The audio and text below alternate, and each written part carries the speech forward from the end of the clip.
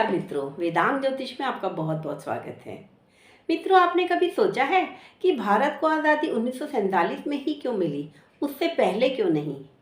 हालांकि विद्रोह तो 1857 में आरंभ हो गया था और फिर 1885 में इंडियन नेशनल कांग्रेस की भी स्थापना हो गई थी।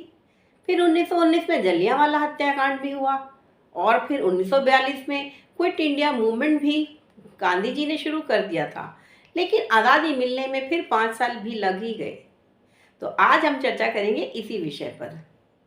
प्रसिद्ध फिलोसफर और थ्योरिस्ट हर्बर्ट स्पेंसर का मानना है कि समाज एक जीता जागता प्राणी है और यह प्रतिदिन बढ़ता रहता है।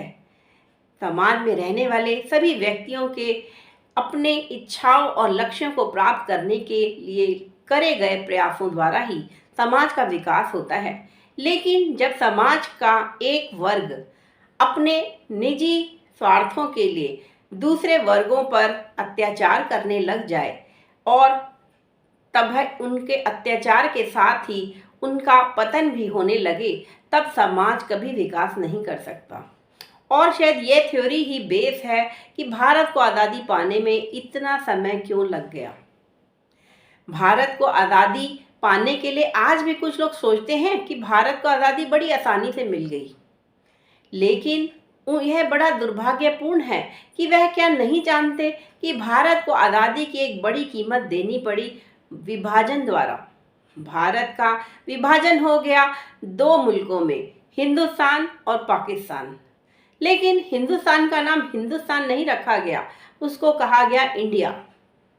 और ये दो डोमिनियन स्टेट बने, ना कि इंडिपेंडेंट कंट्रीज कहलाई। साथ ही भारत में इस आज़ादी के विस्थापन का दर्द झेलना पड़ा 2 करोड़ से भी अधिक लोगों को और 20 लाख से भी अधिक लोग मारे गए। प्रसिद्ध ज्ञानपीठ पुरस्कार विजेता कृष्णा सोपती के शब्दों में, विभाजन को भुलाना मुश्किल है, लेकिन उसे याद करना और भी भयंकर है।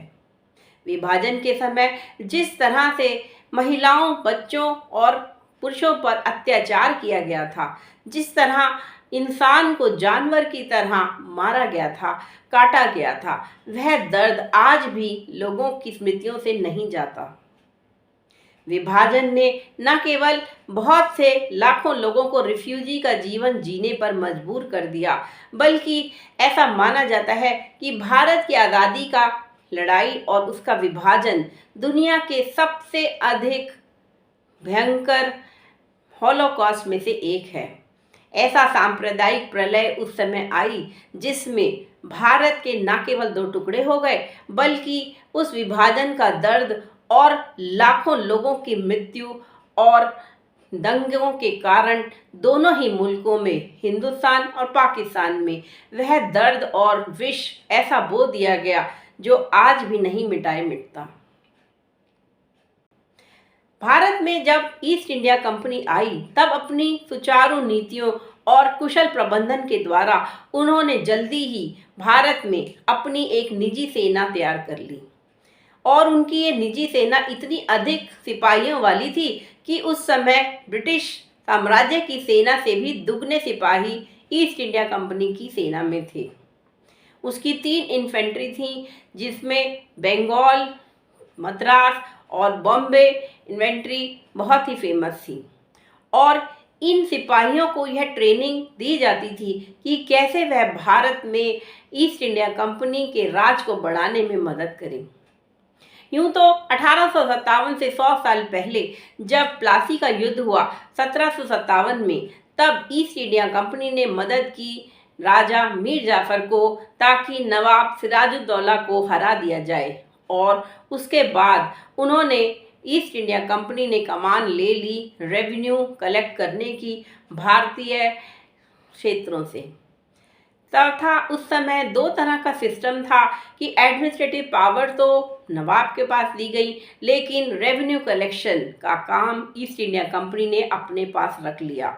और इस तरह 1757 से 1857 तक का 100 साल का पीरियड ईस्ट इंडिया कंपनी ने बखूबी अपने निजी स्वार्थों को पूरा करने के लिए बनाया। कई गवर्नर आए और पहले गवर्नर वॉरेन हेस्टिंग्स ने तो यह भी किया कि उसके आने के बाद भारत में गवर्नर जनरल की स्थापना हुई।